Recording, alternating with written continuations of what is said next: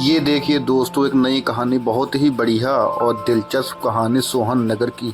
एक बार देखिए और लाइक सब्सक्राइब जरूर कीजिए। सोहन धन्यवाद। नगर रावी नदी के मोड़ पर बसा पुराना कस्बा था। वहाँ के पुराने हवेली नुमा घरों के बीच एक जमींदार धर्मवीर सिंह का घर भी था। वो अपनी पत्नी राधा और दो बेटियों, बड़ी बेटी विमला जिसकी उम्र 22 साल और छोटी बेटी बेला जिसकी उम्र 18 साल थी, उनके साथ खुशी खुशी जीवन व्यतीत कर रहा था। खेत खलिहान, गुड़ मिल और अनाज मंडी से उसकी अच्छी कमाई होती थी, मगर घर का रंग ढंग सीधा सादा था। राधा ने दिखावे को कभी बढ़ावा नहीं दिया। फसल के मौसम के बाद जमींदार ने विमला को पास बैठा कर कहा, बेटी, तुम्हारे लिए एक अच्छा रिश्ता आया है। पास के गांव के कपड़ा व्यापारी श्री हरि मल्होत्रा का बेटा श्याम। बड़ा घर, बहुत सारी जमीन, सब सुविधा है उसके पास। क्या कहती हो? तुम बोलो तो तुम्हारा रिश्ता तय कर दूं। विमला ने सुनते ही चमक भरी आंखों से माँ बाप को देखा और बोली, जैसी आपकी मर्जी पिताजी, आप मुझे जहाँ ब्याह देंगे मैं वहीं चली जाऊंगी। जबकि विमला मन ही मन बड़ा घर और बड़े लोगों के रिश्ते के बारे में सुनकर अंदर से बहुत खुश हो रही थी। बचपन से माँ पिताजी ने सारी इच्छाएं पूरी की हैं। मैं तो ये सोच सोच कर परेशान रहती थी, इतना ऐशो आराम दूसरे घर भी देखने को मिलेगा या नहीं। पर भगवान का एहसान है, उसने मुझे मायका और ससुराल दोनों ही खाते पीते दिए हैं। विमला मन ही मन खुश थी और ये बात जमींदार अच्छे से जानता था। इसलिए उन्होंने अब अपनी दूसरी बेटी बेला से कहा, बेटा, मेरे पास तुम्हारे लिए एक अच्छा रिश्ता आया है। वो है ना हमारे श्री रामा जी, जो राजा के यहाँ खजांची का काम करते हैं। उनका बेटा अभी अभी शहर से पढ़कर आया है। उन्होंने मुझे खुद बुलाया था। उनको तुम बहुत पसंद हो। वो तुमसे अपने बेटे के रिश्ते की बात करना चाहते हैं। पिताजी, मैं गांव के गरीब किसान के बेटे मोहन से प्रेम करती हूँ और उसी से विवाह करना चाहती हूँ। ये तुम क्या कह रही हो? वो मोहन जिसके घर 2 टाइम का भोजन भी समय से नहीं पकता है, तुमको उस घर में कैसे ब्याह दूं? अरे मेरी भी तो कोई इज्जत है कि नहीं? जमींदार को गुस्सा आ गया। उसकी तेज आवाज सुनकर जमींदार की पत्नी राधा भागते हुए आई। क्या हो गया जी, ऐसे क्यों चिल्ला रहे हो? अरे सुन रही हो अपनी बेटी की बात? ये उस भूखे नंगे मोहन से विवाह करने की बात कर रही है। ये आप क्या कह रहे हो? मोहन, और वो भी इस हवेली का जमाई बनेगा? अब बस यही दिन देखना बाकी रह गया था क्या? समझाओ इसको, मैं इसका रिश्ता पक्का करके आता हूँ। अरे इतने अच्छे घर से रिश्ता आया है और इनको रिश्ते को ठोकर मारनी है। नहीं बेटा, अच्छे रिश्तों को ठोकर नहीं मारते, किस्मत से मिलते हैं आजकल रिश्ते। वो देखो, निक्कू की बेटी पूरे 25 साल की हो गई है, आज तक ब्याह नहीं हुआ। उसको भी शुरू शुरू में कोई लड़का पसंद नहीं आया। जब समय था उसने पसंद नहीं किया, आज उसको कोई पूछने नहीं आता। क्या तुम भी यही चाहते हो? तुम भी उसी की तरह बिन ब्याही रह जाओ? माँ, मैं किसी के अंदर कोई कमी नहीं निकाल रही, बस पिताजी को समझाने की कोशिश कर रही हूँ। मैं जिससे प्रेम करूंगी वही दुनिया का सबसे बड़ा धनवान होगा मेरे लिए। आप बात को समझने की कोशिश कीजिए। माँ, आप पिताजी को समझाइए। राधा ने जमींदार की ओर देखा, जो गुस्से से अभी तक बेला को घूर रहे थे। राधा के दिल में ख्याल आया, कहीं ऐसा ना हो जो सुबोध की बेटी ने किया था। प्रेम में आकर वो हमारी बेटी भी कर ले। सुबोध की बेटी ने भी तो अपने पिता की नाक कटवा दी थी। मुझे ऐसा होने से रोकना होगा। मुझे जमींदार साहब को समझाना होगा, कहीं बेटी क्रोध में आकर कोई गलत कदम ना उठा ले। राधा ने जमींदार जी की तरफ देखकर कहा, हम लोग बचपन से अपनी दोनों बेटियों को इतना प्यार देते आए हैं। हमारा मन ऐसा हो रहा है जैसे हम अपनी बेटी के साथ गलत तो नहीं कर रहे हैं। राधा, वही तो मैं सोच रहा हूँ। हमारी बड़ी बेटी बड़े घर की बहू बनने वाली है। यदि छोटी बेटी किसी गरीब घर में ब्याह दी तो लोग हमें तरह तरह की बातें कहेंगे।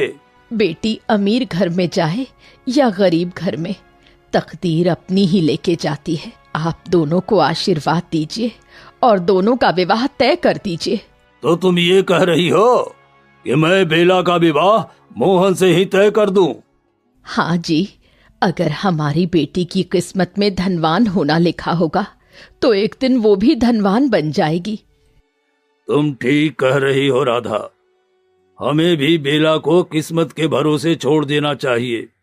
हमने तो दोनों बच्चों के हमेशा सारे शौक और उनकी हसरत पूरी की है। अब ये फैसला भी बेला का ही होना चाहिए। जमींदार और राधा दोनों बेटियों का विवाह करा देते हैं। विवाह के बाद विमला एक बड़े से घर में जाती है और बेला छोटी सी झोपड़ी में जाती है। दोनों बहनों का घर आमने सामने था। बीच में बस एक नदी थी। विमला अपने घर की छत से बेला का छोटा सा घर देखते हुए शाम से बोली, देख रहे हो इस झोपड़ी में बेला कैसे पड़ी हुई है? यदि पिताजी की बात मान ली होती तो आज ये दिन नहीं देखना पड़ता। हाँ, तुम सही कह रही हो। ये मोहन भी ना राजा के यहाँ छोटे मोटे काम करता है। बदले में महाराज उसको 1-2 समय की रोटी दे देते हैं। अब इससे कितना ही घर चलेगा। तुम देखना, एक दिन बेला को अपनी गलती का एहसास होगा। अब जल्दी से बताओ, आज तुम्हारे लिए किस रंग की साड़ी लानी है? कल ही हमारा विवाह हुआ है। पिताजी ने और आप लोगों के परिवार ने मुझे इतनी साड़ियां दी हैं। अब क्या आवश्यकता है साड़ी की? अरे आवश्यकता है, बिल्कुल है। मैं चाहता हूँ जब भी मैं घर के अंदर आऊं तुम्हारे लिए कुछ कीमती उपहार लेकर आऊं। शाम की बातें सुनकर विमला मन ही मन बहुत खुश हो रही थी। वहीं दूसरी तरफ मोहन और बेला अपने घर के अंदर बैठे हुए थे। मोहन की माँ शांति चूल्हे पे खाना पका रही थीं। धुआं दूर दूर तक फैला हुआ था। बेला उनके पास आई और बोली, माँ जी आप हट जाएं, मैं खाना पका देती हूँ। अरे बिटिया, नई दुल्हन है, तू खाना कैसे पकाएगी? दुल्हन नहीं हूँ माँ, मैं आपकी बेटी हूँ और बेटियों के सामने माँ काम नहीं करती। बेटा, तुम बड़े घर की बेटी हो, तुमको ये चूल्हे पे खाना पकाना कहाँ आता होगा? तुम्हारे घर में तो वो होता है ना स्टोव और खाना पकाने वाली भी।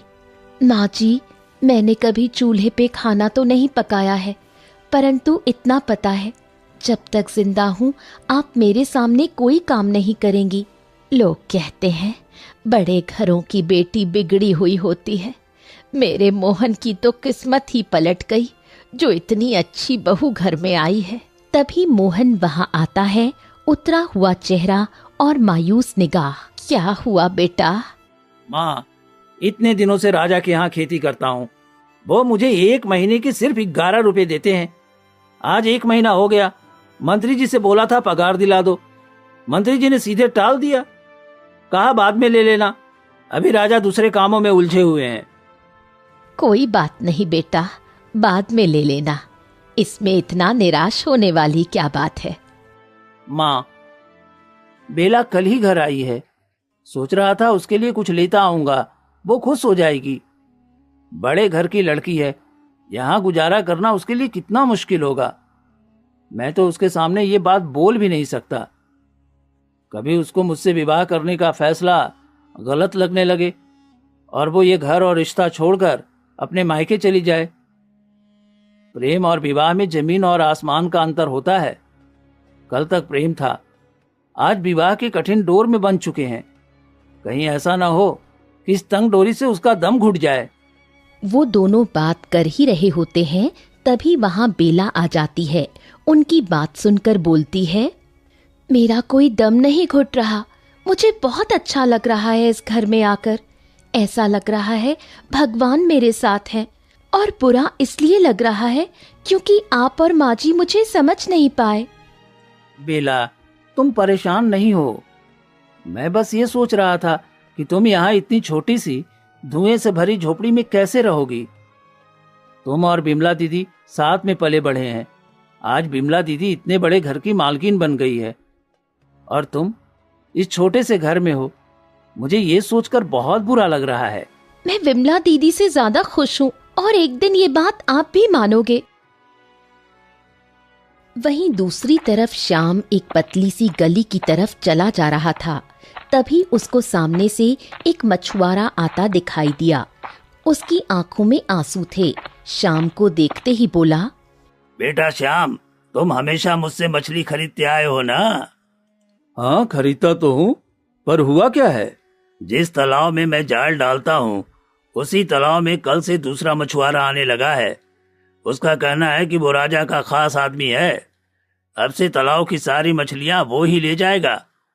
यदि उसने मुझे मछली नहीं पकड़ने दी तो मेरे छोटे छोटे बच्चे क्या खाएंगे?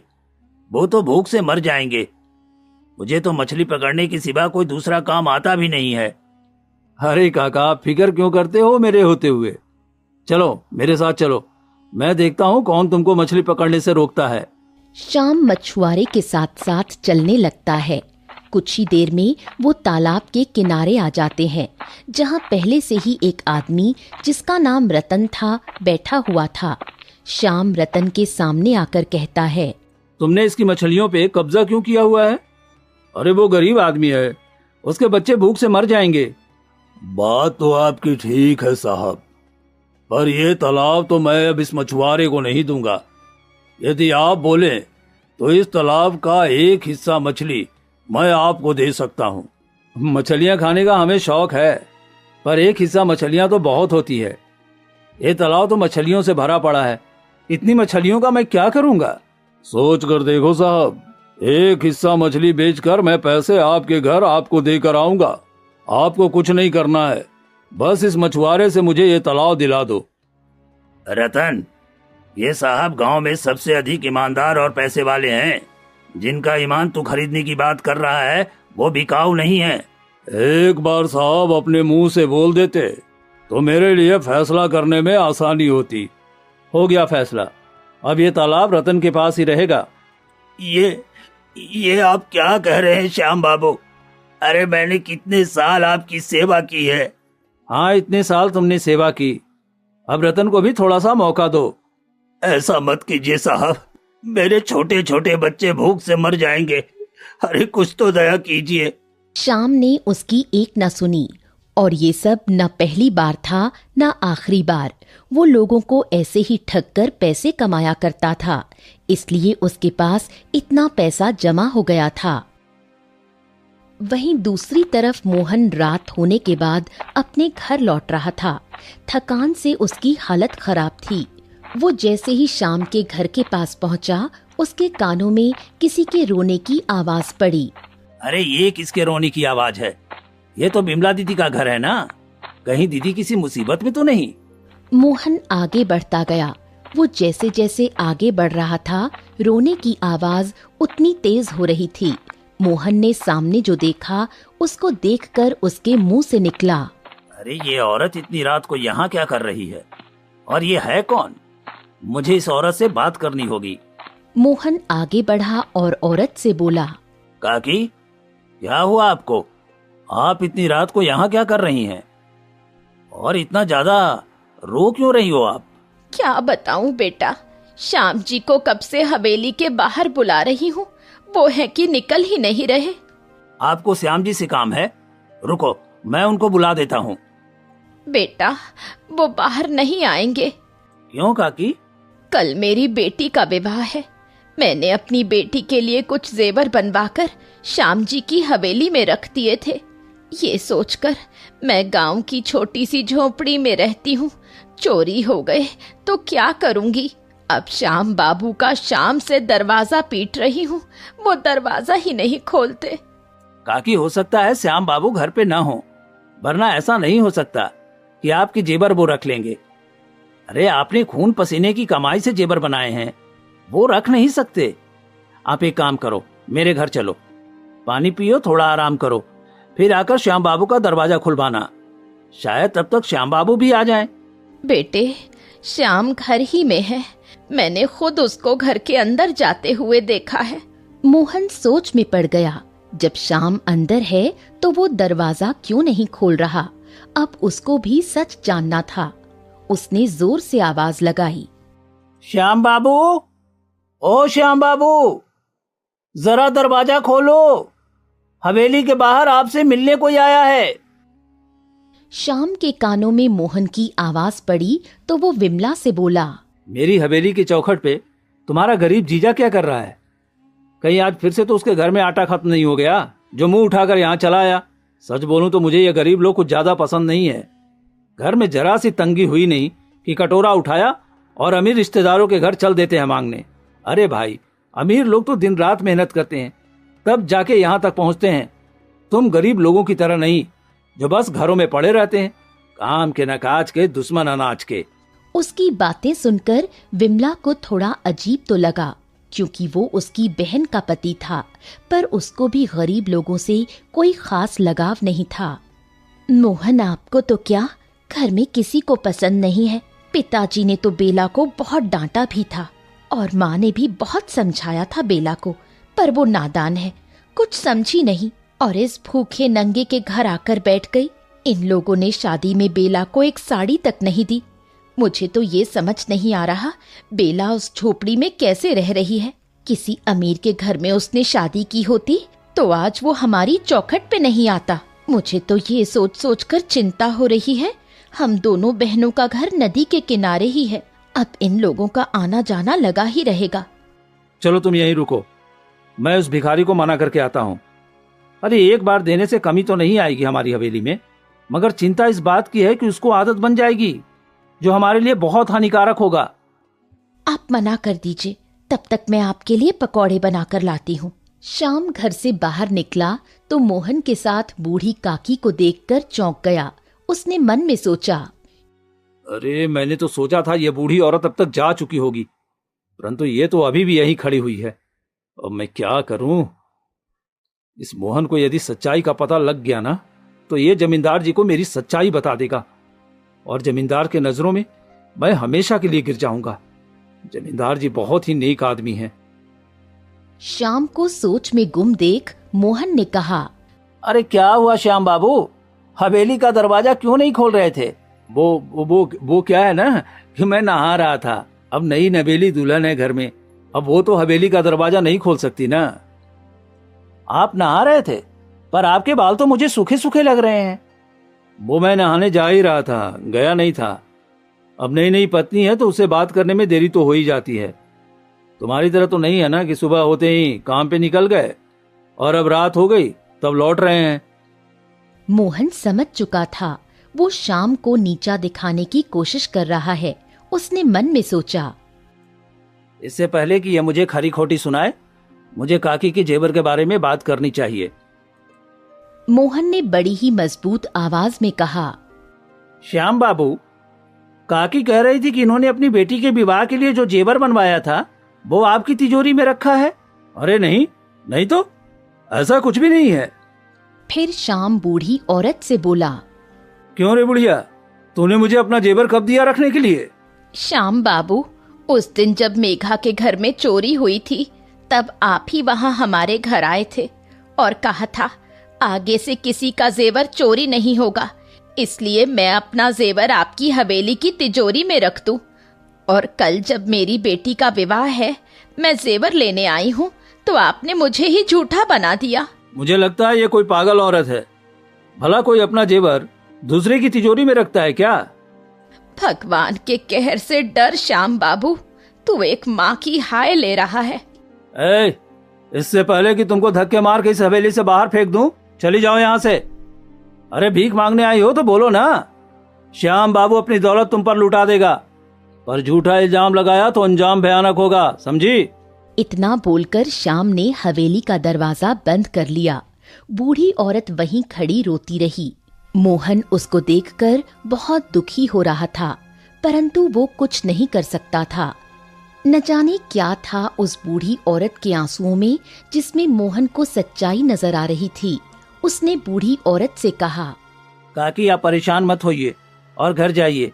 जो होना था हो गया, उसको बदल नहीं सकते। बेटा, कल मेरी बेटी की बारात आएगी। अगर मैंने शादी में गहने नहीं दिए तो कहीं बारात वापस ना चली जाए। बेटी से डर नहीं लगता, बेटी के भाग्य से लगता है। अगर बेटी की बारात वापस चली गई तो मैं मर ही जाऊंगी। विवाह जेवर पर ही तय हुआ है। वो दोनों बात कर ही रहे थे, तभी उनके कानों में बेला की आवाज पड़ी। बारात वापस नहीं जाएगी काकी, और रही बात गहनों की तो वो भी आपको मिल जाएंगे। बेला की आवाज सुनकर मोहन और बुढ़िया ने सामने देखा जहाँ बेला खड़ी हुई थी। बेला, तुम यहाँ क्या कर रही हो? मैं आपको देखने घर से निकली थी तो आप यहीं मिल गए। माफ करना, मैंने आपकी और काकी की बातें सुन ली। मोहन घबरा गया। वो मन में सोचने लगा, कहीं बेला को श्याम की सच्चाई का पता तो नहीं लग गया ना? ऐसा हुआ तो वो टूट जाएगी। उसकी बहन का पति कितना घटिया काम करता है। फिर मोहन ने बेला से पूछा, कौन सी बात सुनी तुमने हमारी?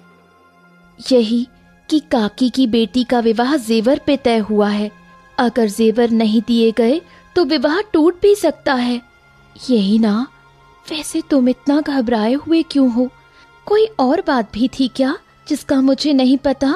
बेटा, वो अभी बुढ़िया इतना बोली ही थी कि मोहन बीच में बोल पड़ा। हाँ हाँ, यही बात कर रहे थे हम दोनों। बुढ़िया ने मोहन की तरफ देखा परंतु कुछ बोली नहीं। बेला ने अपने गहने उतारे और बुढ़िया को देते हुए बोली, ये रख लीजिए काकी, ये आपकी बेटी के विवाह में काम आएंगे। ये तुम क्या कह रही हो बेटा? ये मैं नहीं ले सकती। हाँ बेला, तुम ऐसा नहीं कर सकती। आखिर ये सब तुम्हारे पिताजी ने तुम्हें कितने प्यार से दिए थे। तुम ऐसे ही किसी को भी ये नहीं दे सकती। अब तक मुझे इनकी जरूरत थी, इसलिए मेरे पास थे। अब मुझसे ज्यादा जरूरत इन गहनों की काकी को है। और रही पिताजी की बात, तो जब उनको पता लगेगा ना इन गहनों ने किसी का विवाह टूटने से बचाया है तो वो और भी ज्यादा खुश होंगे। मोहन कुछ नहीं बोला और बस बेला की तरफ देखता रहा। बुढ़िया के लाख मना करने के बाद भी बेला ने एक अनजान औरत को अपने गहने दे दिए। ये मोहन के लिए कोई छोटी बात नहीं थी। मोहन को सोच में गुम देख बेला ने कहा, अब जल्दी से घर के अंदर आओ, माँ जी प्रतीक्षा कर रही हैं। चलो। दोनों घर के अंदर जाते हैं। अगले दिन सुबह सुबह बेला चूल्हे पे खाना पका रही थी, तभी विमला वहाँ आती है। बेला विमला को वहाँ देखकर बहुत खुश होती है। अरे वाह दीदी, आज आप सुबह सुबह यहाँ? मेरा तो दिन ही बन गया। आपको पता है दीदी, मैं आपको बहुत याद करती हूँ। अभी तेरी शादी को 4 दिन नहीं हुए और तुमने चूल्हा चौका संभाल लिया। हालत देख अपनी, बिल्कुल ऐसी लग रही है जैसे कई घरों का काम करके आई है। चेहरे का रंग देख, धुएं में काम कर करके तूने अपनी हालत बिगाड़ ली। ऐसा नहीं है दीदी, मैं यहाँ बहुत खुश हूँ, वो दिख रहा है। मेरे पति तो मेरे लिए रोज कुछ ना कुछ लेकर आते हैं। तू बता, तुझे मोहन ने क्या ला कर दिया? मोहन राजा के यहाँ काम करते हैं, अभी उनकी पगार नहीं मिली। वो बोल रहे थे जब पगार मिल जाएगी तब वो भी मेरे लिए नई साड़ी लाएंगे। विमला हंसती गई और उसका मजाक बनाती गई और कुछ देर बाद वहां से उठकर अपनी हवेली चली गई। बेला से गहने लेने के बाद बुढ़िया सीधा महल जाती है। महल आकर वो राजा को श्याम के बारे में सारी बातें बता देती है। उस बुढ़िया की बात सुनकर राजा मंत्री से कहते हैं, मंत्री जी, पता लगाओ क्या ये औरत सच बोल रही है या झूठ, क्योंकि श्याम इस गांव का सबसे ज्यादा धनवान है। यदि इस बुढ़िया ने उसका धन देखकर श्याम पे गलत इल्जाम लगाने की कोशिश की तो इस बुढ़िया का अंजाम भयानक होगा। गुस्ताखी माफ हो महाराज। आज सुबह ही एक मछुआरे की पत्नी महल आई थी अपने 4 बच्चों को लेके। उसका कहना था कि जिस तालाब में उसका पति मछली पकड़ता था, श्याम बाबू ने उस तालाब को किसी और को दे दिया। बदले में उससे एक हिस्सा मछली ले ली। मछुआरे के घर में खाने के लिए कुछ नहीं था, बच्चे भूख से तड़प रहे थे महाराज। इसलिए मछुआरे ने आत्महत्या कर ली, क्योंकि उस मछुआरे को मछली पकड़ने के सिवा कोई दूसरा काम नहीं आता था। ये तुम क्या कह रहे हो? उस मछुआरे ने आत्महत्या कर ली। ये बात तुमने हमें पहले क्यों नहीं बताई?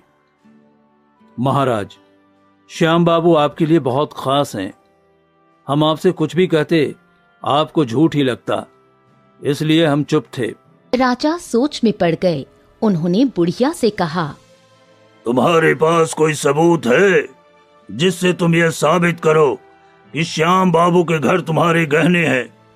महाराज, मेरे गहनों में एक 100 साल पुराना सिक्का है और उस सिक्के का एक कोना मुड़ा हुआ है। हम अभी श्याम के घर की तलाशी लेंगे।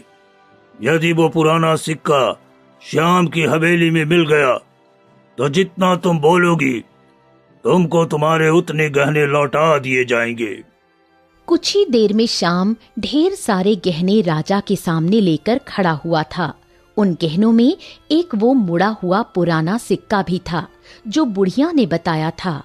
श्याम, हम तुमको क्या समझते थे और तुम क्या निकले? तुमने पूरे गांव को ठगा है। तुम इंसान कहलाने लायक भी नहीं रहे। हम तुमको मूर्ति दंड देंगे। राजा के इतना बोलते ही श्याम ने अपना सिर झुका लिया। तभी मोहन दौड़ते हुए आया। मोहन, तुम यहाँ क्या कर रहे हो? जाओ अपना काम निपटाओ। महाराज, श्याम बाबू को छोड़ दीजिए, उनसे गलती हो गई, उनको माफ कर दीजिए महाराज, उनको मूर्ति दंड मत दीजिए। तुम इस चोर का साथ क्यों दे रहे हो? ये तो तुम्हें हमेशा नीचा दिखाना चाहता है। महाराज, ये मेरी पत्नी की बहन का पति है। श्याम को कुछ हो गया तो बिमला जी के साथ साथ जमींदार का परिवार भी टूट जाएगा। जमींदार जी ने कितने अरमानों से बिमला जी के लिए श्याम जी को पसंद किया था। मोहन की बात सुनकर राजा ने मोहन से कहा, तुम और मोहन एक ही हवेली की जमाई हो और दोनों में जमीन आसमान का फर्क है। तुम एक सच्चे नेक दिल इंसान हो और ये एक चोर है। महाराज, एक मौका दे दीजिए, बस एक मौका। जाओ, दिया एक मौका। तुम्हारे और श्याम के बीच एक प्रतियोगिता रखता हूँ। जो भी तुम में से उस प्रतियोगिता में जीत गया, यदि श्याम उस प्रतियोगिता में जीत गया तो मैं उसका कसूर माफ कर दूंगा। यदि वो फिर से हार गया तो मैं उसको मृत्यु दंड दूंगा। ठीक है महाराज। प्रतियोगिता शुरू होती है। मोहन और श्याम वहां से चले जाते हैं और खेतों में लग जाते हैं। दोनों दिन रात मेहनत करते हैं। देखते ही देखते 3 महीने भी बीत जाते हैं। महल में आज भारी भीड़ थी। पूरा गांव आज श्याम और मोहन की प्रतियोगिता देखने आया था, जिसमें बेला, विमला, जमींदार और राधा भी आए थे।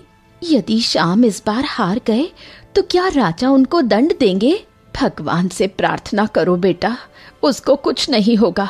मोहन तो उस दिन श्याम जी को राजा से बचाने की बड़ी बड़ी बातें कर रहा था।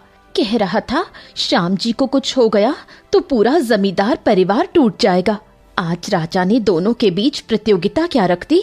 मोहन दिन रात जीतने के लिए मेहनत कर रहा है। आखिर उसको भी तो जीतना है। जीत गया तभी तो सेनापति बनेगा और झोपड़ी से सीधा महल में पहुंच जाएगा। बेला को विमला के मुंह से ये सुनकर बड़ा दुख हुआ। वो जानती थी मोहन बहुत मेहनत कर रहा है श्याम को बचाने की, पर अफसोस विमला अभी भी मोहन को ही बुरा भला कह रही थी। बेला की आंखों में आंसू आ गए, जिसको जमींदार ने देख लिया। अब जमींदार जी से रहा नहीं गया। उन्होंने गुस्सा करते हुए कहा, तुम्हारा पति तो बड़ी हवेली वाला बनकर घूमता है, खुद को बहुत महान समझता है। अरे चोर है वो चोर। मुझे तो खुद से ही नफरत हो गई। मैं अपनी बेटी के लिए जिसको हीरा समझा वो तो एक कलंक निकला। श्याम के खातिर एक मछुआरे ने आत्महत्या कर ली। उसके बाद भी मोहन ने इतनी कोशिश से श्याम को एक और मौका दिलवाया। उसके बाद भी तुम मोहन को ही दोषी ठहरा रही हो। मुझे तो शर्म आती है मोहन का सामना करने से भी। जिसको मैं कुछ नहीं समझता था वो ही मेरा असली हीरा निकला। अपने पिता के मुंह से ये सुनकर बेला को बहुत अच्छा लग रहा था।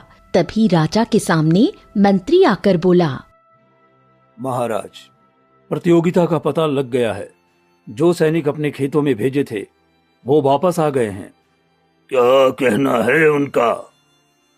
महाराज, सबसे ज्यादा अनाज जिसके खेतों में उगा है वो श्याम है।